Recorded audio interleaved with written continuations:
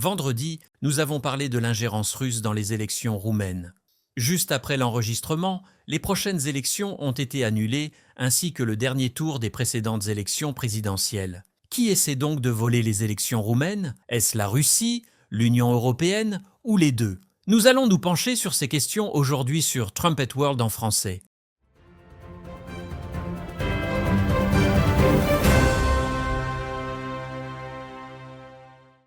Qui vient de voler les élections roumaines?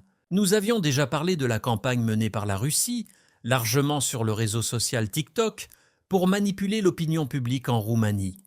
Peu après la fin de l'émission, la Cour constitutionnelle roumaine a pris la décision sans précédent d'annuler le résultat du premier tour des élections présidentielles et d'annuler les élections qui devaient se tenir le week-end, le second tour, en raison de l'ingérence russe par le biais de TikTok. Cela a donné lieu à de nombreuses accusations selon lesquelles ce sont les autorités roumaines, elles-mêmes, les forces du courant dominant, qui essaient de voler les élections.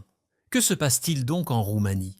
Je pense qu'il est utile d'examiner ce qui se passe des deux côtés de cette situation. Je pense que cela révèle le choc de deux empires émergents et la façon dont la démocratie est bafouée alors que ces deux puissances s'affrontent.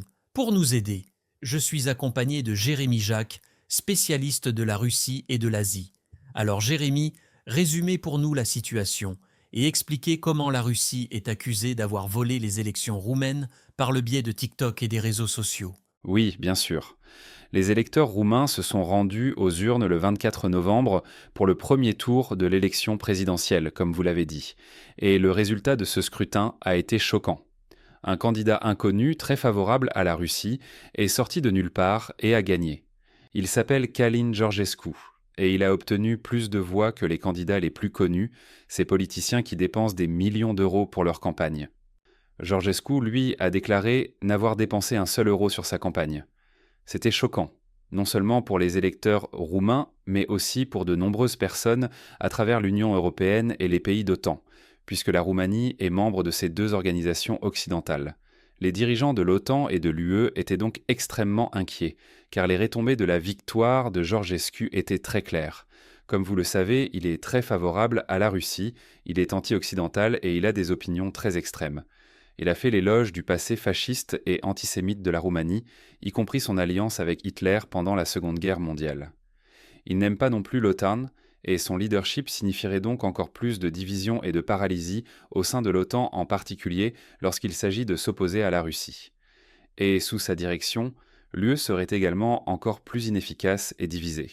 Le choc a donc été rude. Mais au fur et à mesure que la situation est devenue plus claire, la situation a commencé à devenir beaucoup moins mystérieuse et la vérité a commencé à émerger, indiquant clairement comment ce candidat inconnu d'extrême droite favorable à la Russie, qui n'a dépensé un seul euro, est passé d'environ 5% avant l'élection à la victoire. Et la façon dont cela s'est produit est le fruit d'une opération russe audacieuse principalement sur TikTok, la plateforme de réseaux sociaux qui est indirectement exploitée par le Parti communiste chinois. La Chine étant alliée à la Russie, il n'est pas surprenant qu'elle permette aux Russes d'utiliser TikTok de cette manière. Mais en fait, des dizaines de milliers de comptes sur TikTok ont fait la promotion de Georgescu de manière agressive auprès des électeurs roumains. Certains internautes ont réagi à ces messages et vidéos avec une énorme quantité de likes et de commentaires positifs et d'autres types d'interactions qui influencent fortement l'algorithme de la plateforme. Dans de nombreux cas, ces comptes favorables à Georgescu se faisaient également passer pour des Roumains, et eux aussi écrivaient beaucoup de messages et publiaient des vidéos et d'autres choses de ce genre, ce qui a permis de s'entraider en donnant des likes et des commentaires pour manipuler l'algorithme, car souvenez-vous, il y avait des dizaines de milliers de comptes. Il est désormais prouvé que nombre d'entre eux ont été payés par la Russie par l'intermédiaire d'une société sud-africaine. Beaucoup d'entre eux ont accepté un paiement de 1 000 euros pour écrire des messages dénigrant les candidats roumains pro-européens et faisant l'éloge de Georgescu comme étant, en quelque sorte, la solution à tous les problèmes de la Roumanie. Et avons-nous des preuves que ces fonds provenaient de Russie? Parce que le fait de payer des gens pour influencer une campagne n'est pas nouveau, c'est ce qu'a fait la campagne de Biden. En soi, ce n'est pas particulièrement inhabituel. Nous savons que Georgescu a déclaré n'avoir rien dépensé pour sa campagne. Donc, si sa campagne a effectivement payé des influenceurs sur TikTok, il ne l'a pas déclaré et il s'agirait d'un mensonge. Avons-nous des preuves? Savons-nous que cet argent provenait de Russie ou avons-nous simplement la preuve qu'il a été dissimulé d'une manière ou d'une autre plutôt que d'être payé comme une dépense de campagne normale? Savez-vous ce qu'il en est? D'après ce que j'ai vu, on est remonté jusqu'à Moscou par l'intermédiaire d'une société basée à Moscou, et ces fonds ont été indirectement acheminés par l'intermédiaire d'une société sud-africaine afin d'en dissimuler les véritables origines. Si c'est le cas, il s'agirait d'une violation des lois roumaines sur le financement des campagnes électorales et même des exigences de TikTok en matière de publicité politique, car il faut déclarer lorsqu'une publicité est subventionnée par l'État. Mais en même temps que ces agents russes se faisaient passer pour des Roumains et faisaient agressivement la promotion de Georges Q, ils menaient également des cyberattaques sophistiquées qui leur permettaient de contourner les politiques de sécurité de TikTok et d'éviter d'avoir leur publicité catégorisée comme politique, même si c'est exactement ce qu'elles étaient. Et cela a été couronné de succès. Cela a joué un rôle important dans l'élection présidentielle roumaine et a suffi à aider ce candidat marginal pro-russe à remporter le premier tour du scrutin. Effectivement, car il n'a pas participé au débat présidentiel. Il n'a pas parlé aux médias comme le ferait un candidat présidentiel traditionnel. Son succès, son marketing sont venus en grande partie grâce à TikTok, et nous pouvons être sûrs que c'est ce TikTok qui a fait la différence. C'est exact. Je pense que les preuves sont assez accablantes. Le plan a donc fonctionné, mais le problème est que, d'une certaine manière, il a fonctionné un peu trop bien. Pour de nombreux Roumains, il était évident ce qui s'est passé, car avant toutes ces manipulations inorganiques de la part de Moscou, cet homme avait une cote de popularité d'environ 5%. Mais il est subitement passé de cela à la victoire. Il était donc évident qu'il y avait eu beaucoup de manipulations. Les autorités roumaines ainsi que des autorités tierces ont enquêté sur cette affaire. Il n'a pas été difficile de constater que des dizaines de milliers de faux comptes avaient été créés sur TikTok et que de nombreux financements non divulgués avaient permis de créer cette illusion. Je pense qu'il est très révélateur que TikTok, qui est indirectement dirigé par le Parti communiste chinois, ait été forcé d'admettre que ses politiques de sécurité avaient été contournées et qu'il avait permis que la plateforme serve essentiellement de base à ces faux comptes pro-russes, se faisant passer pour des Roumains dans de nombreux cas. La Cour constitutionnelle roumaine a fini par annuler le résultat du premier tour des élections, mais je pense qu'un aspect intéressant de cette affaire, c'est que la façon dont elle s'est déroulée est toujours une victoire pour la Russie. Et ce, malgré le fait que Moscou a été pris en flagrant délit de financement illégal et de mensonge, malgré le fait que l'élection ait été annulée et que le gouvernement roumain ait dû intervenir de cette façon dictatoriale.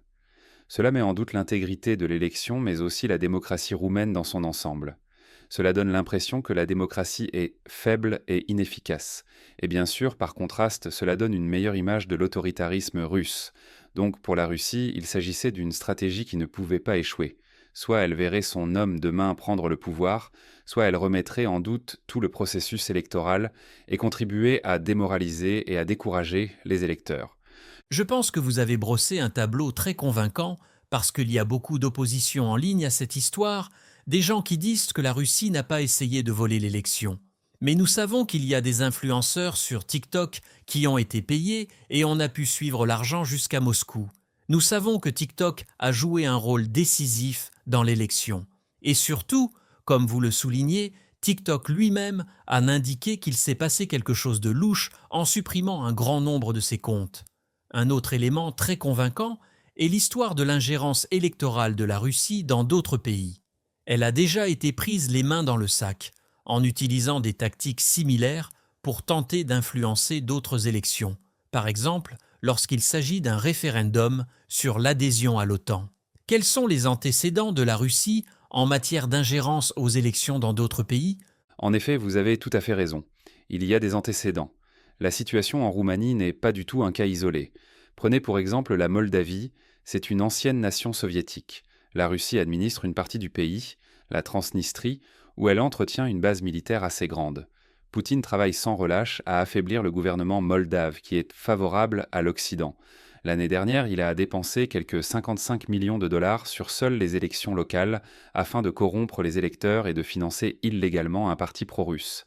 En octobre dernier, juste avant les élections présidentielles, la police moldave a découvert que les agents de M. Poutine avaient mis en place un système d'achat de voix extrêmement audacieux.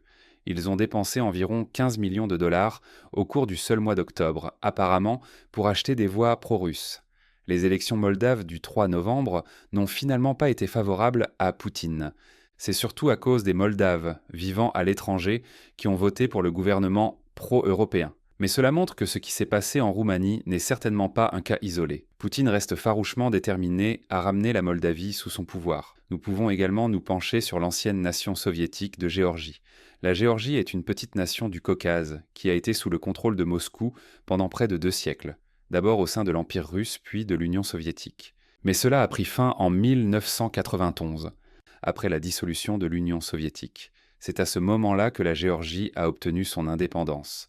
Depuis lors, la Russie s'efforce de ramener la Géorgie sous le contrôle de Moscou. Nous l'avons vu de manière très spectaculaire lors de la guerre de 2008, lorsque la Russie a fait entrer des chars en Géorgie, a fini par conquérir environ 1/5 de son territoire et en a fait une zone russe. Ces dernières années, M. Poutine a tenté de placer une plus grande partie de la Géorgie sous son contrôle. Il travaille avec un homme nommé Bidzina Ivanishvili. M. Ivanishvili est l'homme le plus riche de Géorgie. Il a fait fortune à Moscou et reste étroitement lié au Kremlin et à Poutine. Lors des élections d'octobre, les forces de Poutine ont tout fait pour truquer les élections en faveur du parti d'Ivanishvili, le parti Rêve géorgien. Il y a des vidéos qui prouvent que Poutine a engagé des voyous et provocateurs pour influencer le scrutin. Ce sont les mêmes vieilles stratégies d'intimidation. Il y a eu beaucoup de corruption et de manipulation avant le vote. Tout cela est bien documenté. L'ampleur de la fraude en Géorgie est donc stupéfiante, mais elle a fonctionné. Et il y a aussi l'exemple de l'Ukraine, et c'est probablement le meilleur exemple de ce type de comportement de la part de la Russie, de Vladimir Poutine. Il s'agit d'une autre ancienne nation soviétique, et en Ukraine cela dure depuis des années. Poutine a toujours essayé d'installer des régimes fantoches et de les maintenir au pouvoir. On peut remonter jusqu'à 2003, la période précédant le vote de 2004. Poutine a dépensé beaucoup d'argent pour aider légalement et illégalement l'un de ses camarades, un certain Viktor Yanukovych, à accéder au pouvoir. Avant ce vote, Poutine a également fait empoisonner le candidat pro-occidental. Il y a un grand nombre de voix illégales, des voix mobiles illégales et des intimidations. Malgré tout cela, les sondages de sortie des urnes ont donné la victoire au candidat pro-européen empoisonné, Viktor Yushchenko. Mais curieusement, c'est l'homme de Poutine, M. Yanukovych, qui a été déclaré vainqueur. C'est ce qui a conduit à la grande révolution orange de 2004 en Ukraine, parce que les Ukrainiens pouvaient clairement voir que les élections avaient été volées. C'est ce qui s'est passé en 2003 à 2005. Poutine a perdu et il était furieux. Dans la période qui a précédé les élections ukrainiennes de 2010, ces agents étaient plus discrets et plus sophistiqués à bien des égards. Il y avait davantage de chaînes médiatiques pro-russes qui tournaient à plein régime en Ukraine. Elles étaient financées par les oligarques de Poutine. De grandes quantités d'argent ont été versées aux mandataires ukrainiens locaux et à divers hommes d'affaires pour acheter leur voix et pour qu'ils disent aux autres de se ranger du côté russe. Enfin, une campagne très sophistiquée a été menée pour redorer le blason de M. Yanukovych. Tout cela a suffi pour que Yanukovych arrive au pouvoir. Il a donc gagné en 2010, et bien sûr il s'est avéré qu'il n'était pas indépendant. C'était une marionnette russe comme il l'avait toujours été. En 2013, il a trahi le peuple ukrainien en rejetant l'accord historique qui aurait associé le pays avec l'Europe. M. Yanukovych a rejeté cet accord et s'est efforcé d'intégrer de plus en plus étroitement l'Ukraine à la Russie. C'est ce qui a poussé le peuple ukrainien à se soulever contre lui lors de la désormais célèbre révolution de Maïdan, en faveur de la démocratie. Les forces de sécurité de Yanukovych ont fini par ouvrir le feu sur certains de ces manifestants, et alors nous avons vu les manifestations prendre une ampleur extraordinaire. Il a fini par fuir le pays pour se réfugier à Moscou. C'est alors qu'on a vu l'un des cas les plus célèbres d'ingérence russe dans les élections. C'était en février 2014. La Crimée est la grande péninsule au sud de l'Ukraine, où la Russie avait et a toujours une grande base navale. Poutine a refusé de la perdre. Il a donc envoyé ce que l'on a appelé les petits hommes verts. Il a été confirmé plus tard qu'il s'agissait de membres des forces spéciales russes. Mais en l'occurrence, ils étaient masqués et ne portaient aucun insigne sur leurs uniformes. Ils ont ensuite organisé un référendum, entre guillemets, sur la question de savoir si les habitants de la Crimée voulaient rejoindre la Russie. Il faut mettre cela entre guillemets, car ce vote a eu lieu alors que la Crimée était occupée par ces forces spéciales russes lourdement armées. Mais cela a fonctionné. La stratégie des petits hommes verts a fonctionné. La Russie a fini par annoncer que 97% des Criméens avaient voté pour que la péninsule fasse officiellement partie de la Russie. Ce n'est qu'un mois plus tard qu'il a admis que ces petits hommes verts étaient bel et bien des forces spéciales russes agissant sous ses ordres. Peu après, la Russie a envoyé des troupes dans l'est de l'Ukraine, dans la région du Donbass. Et là encore, une fois ses forces en place soutenant les milices pro-russes, il a organisé des référendums sur l'autonomie. Et il y a des tas de preuves de fraude aux urnes, de coercition, d'intimidation des électeurs, de bulletins de vote remplis à l'avance et bien sûr l'absence totale d'observateurs internationaux. Il est impossible de nier que Poutine emploie les mêmes tactiques. C'est un cerveau du KGB qui truque les votes pour atteindre ses objectifs. J'aimerais lire une citation du rédacteur en chef de La Trompette, Gérald Fleury. Elle est tirée de notre numéro de janvier 2004. Nous revenons donc 20 ans en arrière, juste après que Poutine ait truqué une élection russe. Il s'agissait donc d'une élection qu'il a truquée dans son propre pays. Monsieur Fleury écrit, je cite, « Poutine a été façonné et formé par le tristement célèbre KGB, le service secret impitoyable et meurtrier du gouvernement russe, rendu célèbre par Joseph Staline. Le monde entier devrait s'en alarmer. » Fin de citation. Encore une fois, cet extrait a été écrit en janvier 2004. À l'époque où M. Fleury a écrit ces mots, M. Poutine n'était à la tête de la Russie que depuis 4 ans. Très peu de gens voyaient en lui un despote en herbe ou une menace pour l'ordre mondial. Mais M. Fleury a reconnu les liens entre Poutine et Staline. Et maintenant, je pense qu'il est très clair qu'il existe des preuves presque sans fin que nous aurions dû être beaucoup plus alarmés que nous ne l'avons été au sujet de Poutine en 2004. Permettez-moi de vous poser la question suivante. Il n'y a aucun doute quant au fait que Vladimir Poutine vole ses propres élections. La Russie n'est pas une démocratie. Mais quelle est la différence entre ce qu'il fait dans un pays comme la Moldavie ou la Roumanie et ce que ferait l'Occident ? Nous savons que les services de renseignement américains ne se sont pas contentés de créer de faux comptes, mais qu'ils ont installé des bureaux dans les sièges des grands réseaux sociaux américains. Nous savons que les réseaux sociaux américains ont orchestré diverses campagnes avec les réseaux sociaux à l'étranger. Nous savons que les États-Unis acheminent de l'argent vers des groupes de la société civile et des groupes politiques qui soutiennent leur position géopolitique dans certains de ces pays. Nous savons qu'il existe des groupes ou des organes d'information comme Radio Free Europe qui sont financés par les États-Unis. Pensez-vous que ce que fait la Russie est qualitativement différent de ce que font les États-Unis ? Oui, je pense qu'il existe une certaine différence, car vous ne trouverez pas d'Américains en Moldavie ou en Ukraine avec des armes disant aux gens de voter pour tel ou tel candidat. Mais nous n'avons pas vu cela en Roumanie. Je suis tout à fait d'accord avec vous au sujet de l'Ukraine, au sujet des régions qui sont sous contrôle russe, mais en Roumanie, il n'y a pas de soldats russes. D'accord, mais même en Roumanie, personne n'a accusé les États-Unis d'avoir versé des millions de dollars pour influencer illégalement TikTok ou d'autres plateformes afin d'essayer de truquer le vote. Les États-Unis mènent bien sûr des campagnes de soft power dans le monde entier. L'Amérique a aussi des publications dans lesquelles elle essaye de faire passer son message. Je pense qu'il existe une grande différence entre la méthode russe et la méthode américaine, à savoir que les Américains soutiennent le droit à l'autodétermination. Et nous essayons de soutenir les candidats qui veulent la démocratie, qui veulent avoir une voix. En revanche, enfin, la Russie dit qu'elle ne veut pas d'autodétermination, elle veut soutenir des candidats qui laisseront la Russie vivre comme elle l'entend au niveau national. Je pense bien sûr que les États-Unis sont vraiment imparfaits. Mais si vous comparez cette nation à la Russie, qui ne veut qu'obtenir, qui ne veut que prendre, qui ne vient que pour voler et tuer et agir comme un voleur, je pense que la différence est flagrante. Et je pense que l'Amérique essaie généralement de dire qu'il faut laisser les pays choisir leur propre voie. Et donc, oui, la différence serait le soutien à l'autodétermination. Je pense qu'il faut aussi tenir en compte le caractère national. Nous savons déjà que Vladimir Poutine tuera ses opposants politiques sans aucun scrupule. Aux États-Unis, cette pratique est beaucoup moins courante. Cependant, il y a aussi une certaine pourriture morale qui gangrène les États-Unis et qu'on ne peut pas nier. Et vous voyez comment l'État profond américain a été instrumentalisé pour tenter d'influencer les élections américaines. Par exemple, lors des élections de 2020, il y avait certains agents du renseignement qui travaillaient au sein des réseaux sociaux pour essayer de s'opposer à Donald Trump. Je pense que ce qui se passe à l'étranger se reflète dans ce qui se passe à l'intérieur du pays.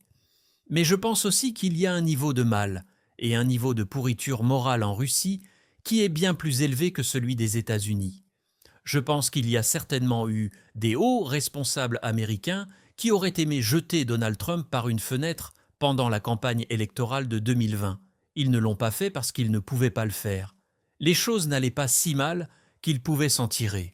En revanche, c'est assez banal pour Vladimir Poutine de défenestrer un adversaire politique. Je pense donc qu'il y a une différence qualitative entre ce qui se passe à l'intérieur du pays et ce qui se passe à l'étranger et dans quel but. Je pense que vous avez soulevé un point important. En général, l'objectif de l'Amérique est de répandre la démocratie, alors que celui de la Russie est différent.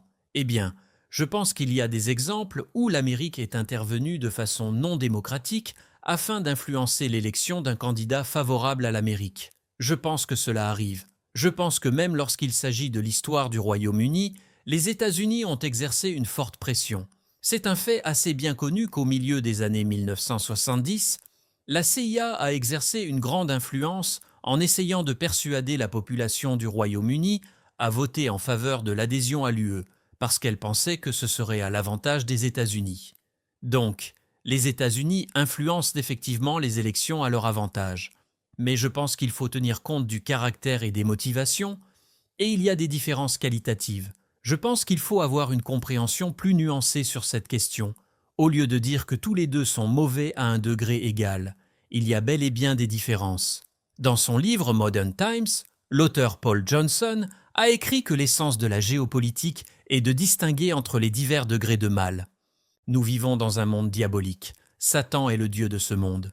Mais nous pouvons toujours faire la distinction et voir qu'il y a divers niveaux de mal et que diverses nations y sont engagées de différentes manières. Mais je pense que c'est dans ce contexte que nous devons évoquer ce qui se passe en Roumanie. Si l'on considère les antécédents de la Russie en matière du vol des élections et ce qui s'est passé en Roumanie, c'est très convaincant.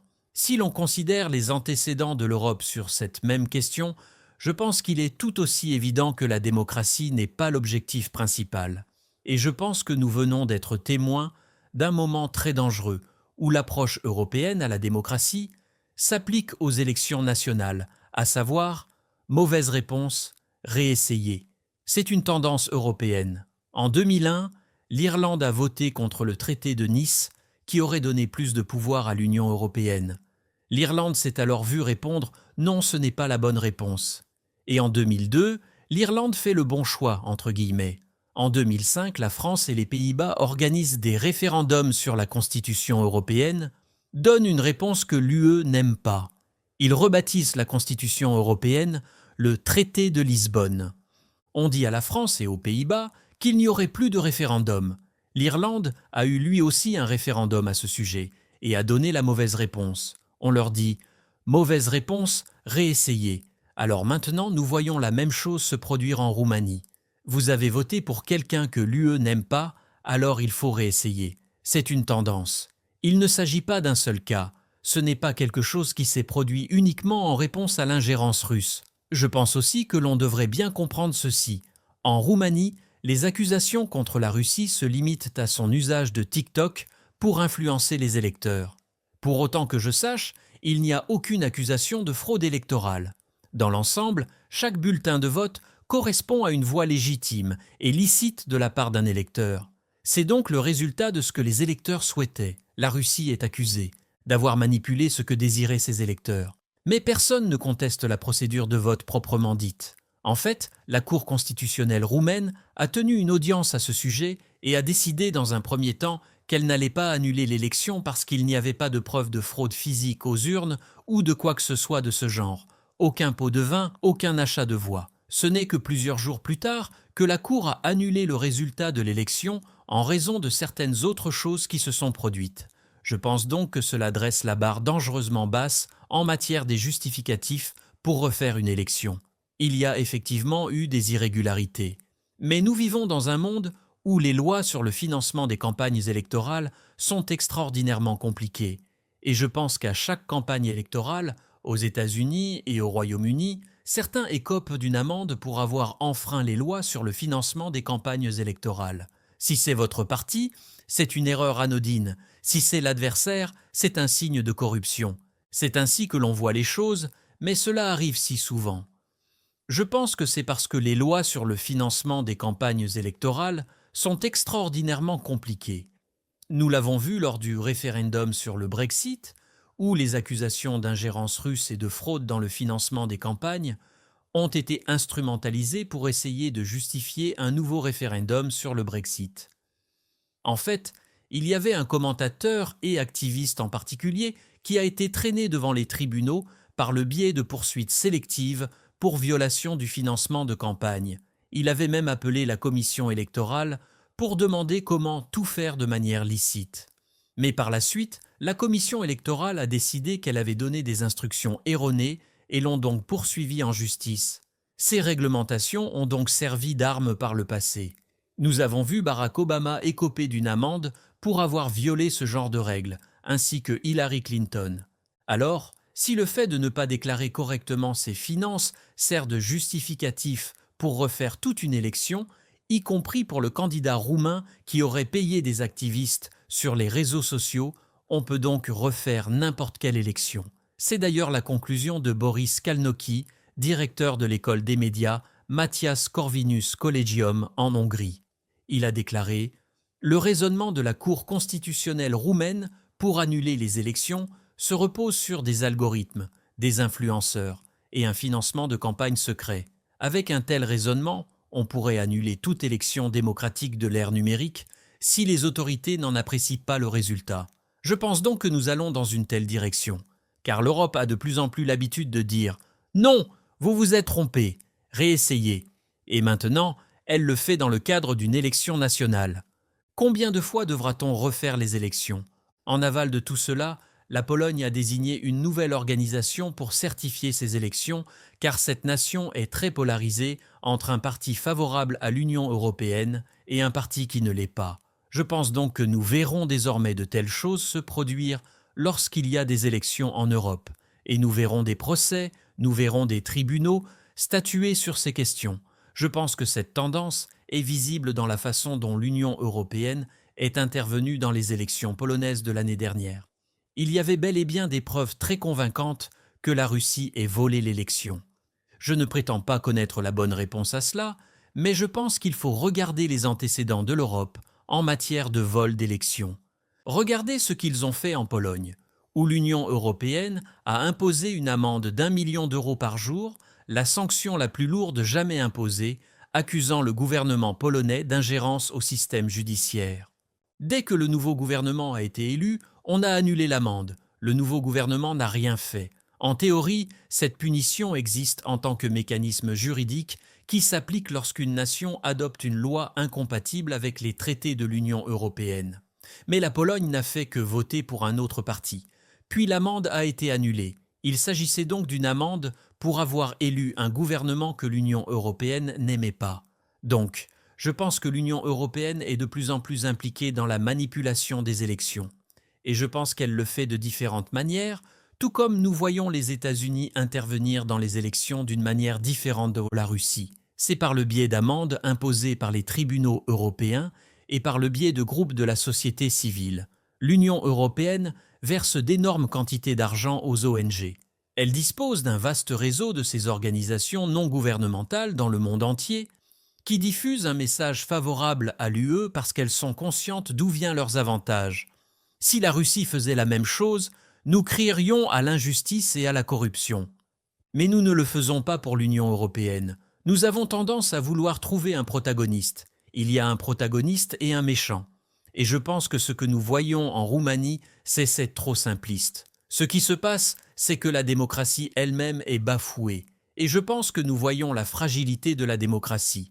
Nous l'avons vu aux États-Unis. C'est l'histoire des 8 dernières années de la politique américaine, lorsque la société devient si polarisée que certains disent que l'opposant politique est littéralement Hitler et qu'il vaut la peine d'enfreindre les règles pour l'empêcher d'accéder au pouvoir, il est très difficile pour la démocratie de survivre.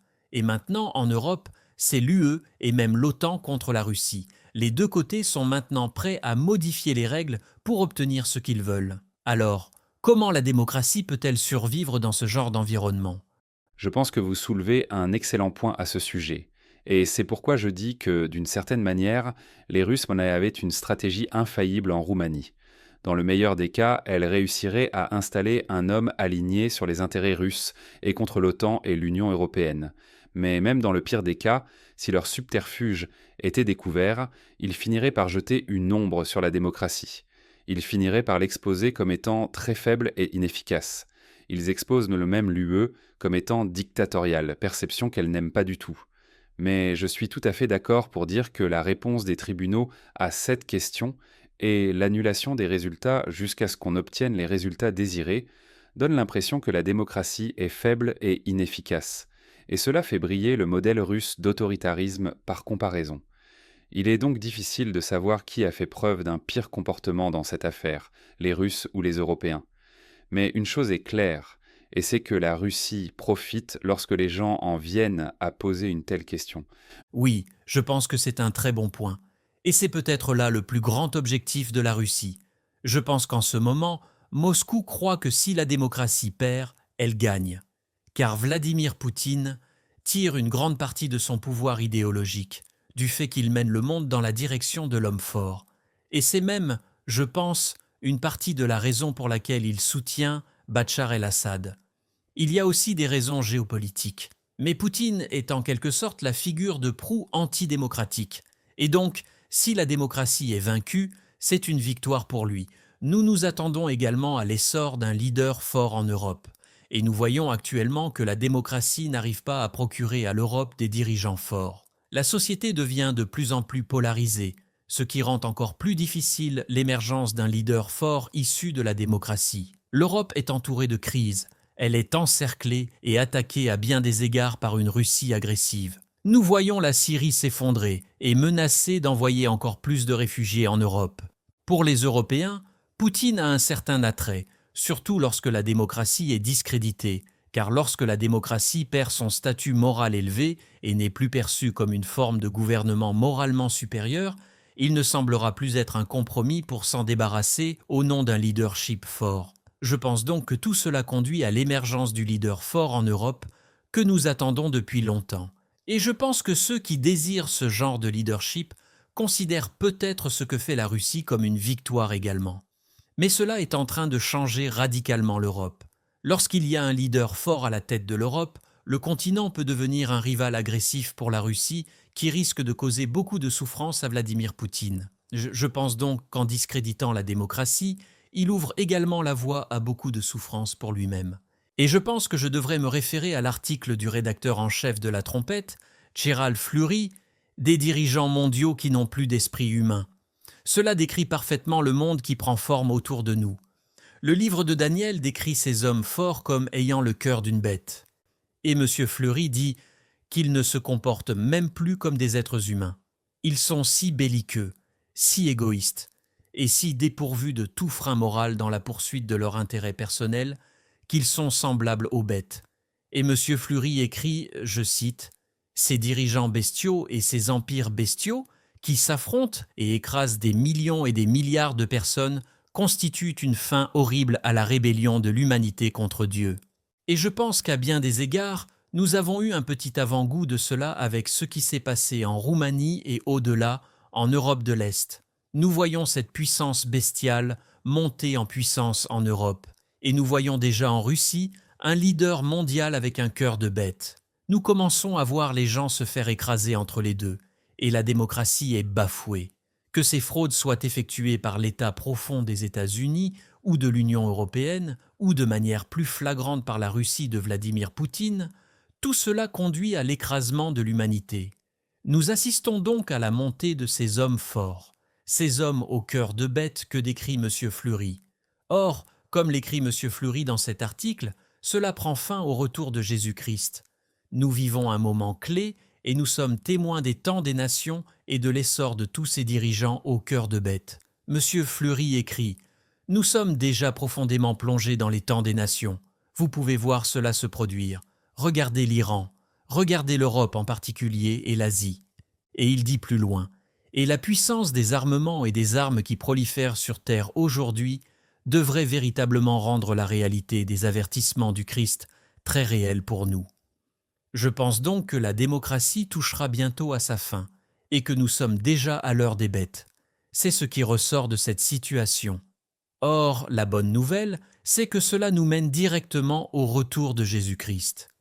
Il reviendra pour apporter la paix à un monde rempli de ces bêtes, qui s'affrontent et qui écrasent les gens. Cet article, des dirigeants mondiaux qui n'ont plus d'esprit humain, est tiré de la Trompette version imprimée. C'est un article très profond, et nous avons mis un lien vers cet article dans la description. Merci vraiment beaucoup d'être avec nous aujourd'hui, Jérémy. Je pense que nous avons eu une discussion très intéressante avec vous. Merci beaucoup de m'avoir invité. Et merci à Isaac Lawrence et Georges Haddad pour la production. Nous serons de retour bientôt. D'ici là, continuez à surveiller votre monde.